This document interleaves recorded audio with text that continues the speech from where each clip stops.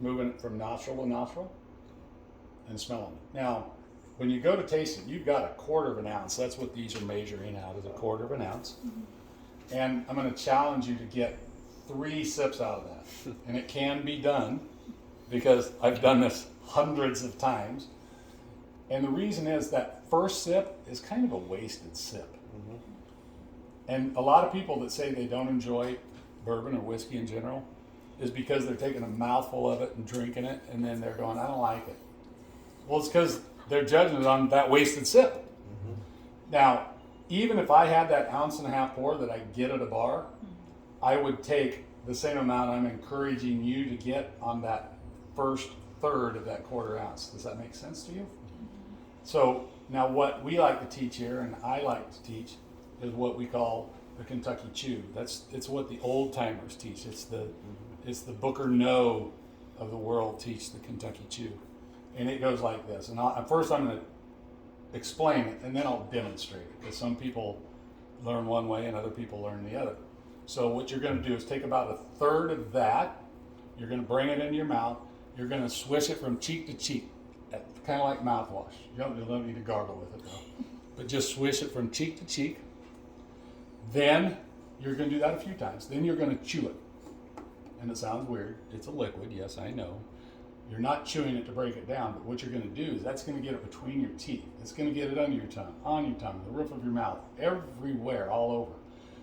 Then after that, you're going to swallow it. Now, I'm pretty sure this has happened to everybody, because I haven't met anybody it hasn't happened to, but after you swallow it, have any of you ever went to talk and maybe you started talking like this, or maybe your eyes started watering, or you started coughing?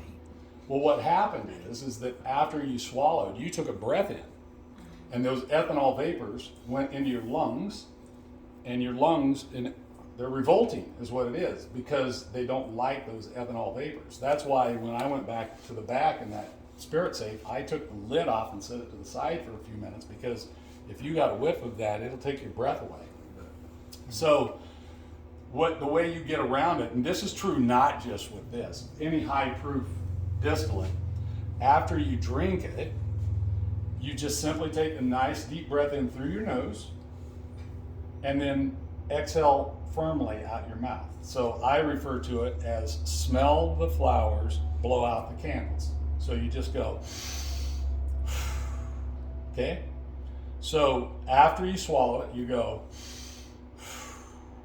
and now if you do that, you're not going to have any burning in here. You might have some warmth, if that's referred to as a Kentucky hug. But, and then the very last thing is, and some people think we're kidding, or they might think it seems obnoxious, you kind of pop your tongue off the roof of your mouth. You just kind of go, but those will pop those molecules in there. So you'll have warmth in your mouth. You'll have taste in your mouth. Your gums might be warm. Your tongue might be warm, but you won't have burning in here, okay? So it sounds very complicated, but it kind of goes like this. So I'm going to take this, after I let it rest, I'm going to nose it. Now I'm going to taste it.